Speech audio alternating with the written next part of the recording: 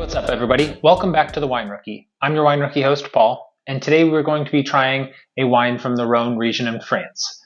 But before we do that, I'd like to invite everybody who's watching the channel to hit that subscribe button, especially if you are a fellow wine rookie like myself and you're looking to gather more information about how to taste wine, find out what type of wine you're going to like and enjoy.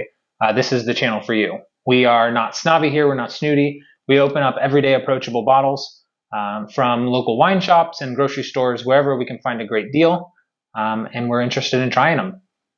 So a little bit more about what we're trying today. This is from the Côtes de Rhone region, which is a appellation in the Rhone Valley, and it is known for producing up to about 50% of the total Rhone Valley's wine. Particularly, they are really famous for doing stuff with Grenache and Syrah and Mourvedre, the three grapes, GSM blends in particular, but they're known for lots of other different grapes as well. This one in particular from Delas, this is Saint-Espirit 2020 Côtes de Rhone blend, and it's 60% Syrah and 40% Grenache, so a little bit less on the Grenache than you'd find in a lot of other blends from this region, and a little heavier in the Syrah.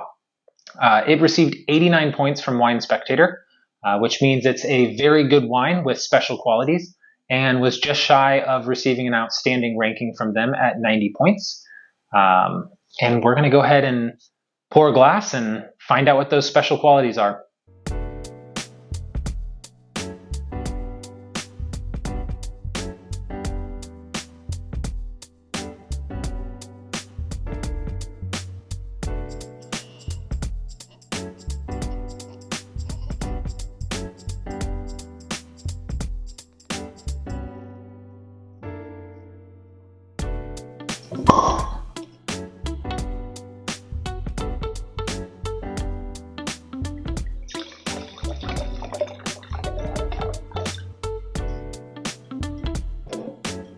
All right, everybody, we have the Maison Delas Saint-Espirit 2020 Vintage Côtes de Rhone poured out, and we're going to go ahead and take a closer look. Here on the Wine Rookie, because we're all wine rookies, we look at every aspect of a wine.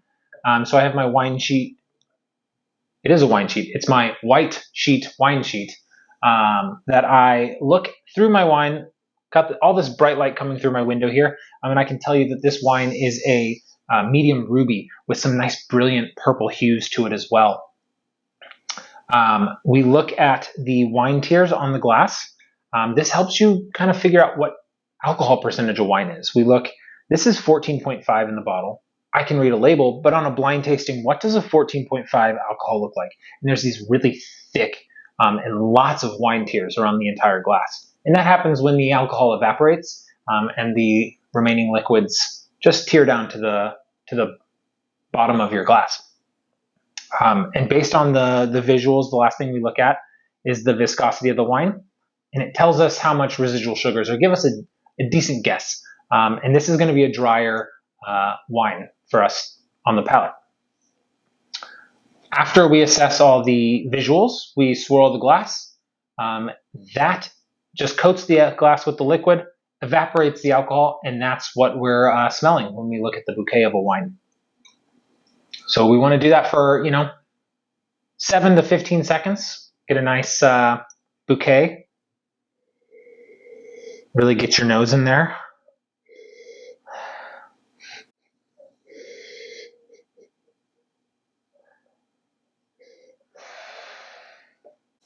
Guys, this was very aromatic, but there's a lot going on in this glass here.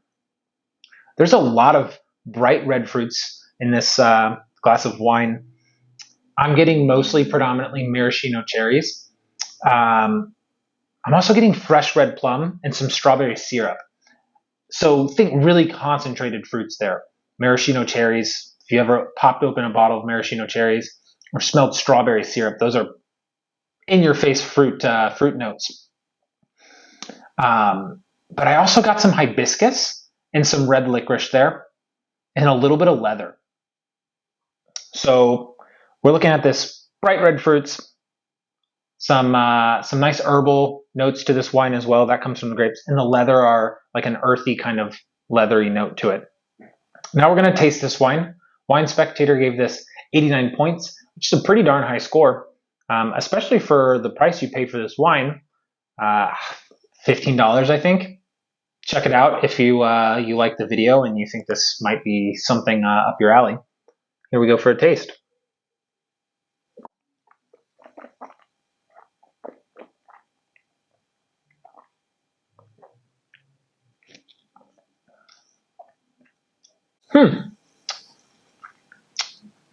Guys, those fruity notes are kind of muted on the palate. Now I appreciate that because it leans into this very creamy kind of notes to it. A little cocoa, some black tea, and I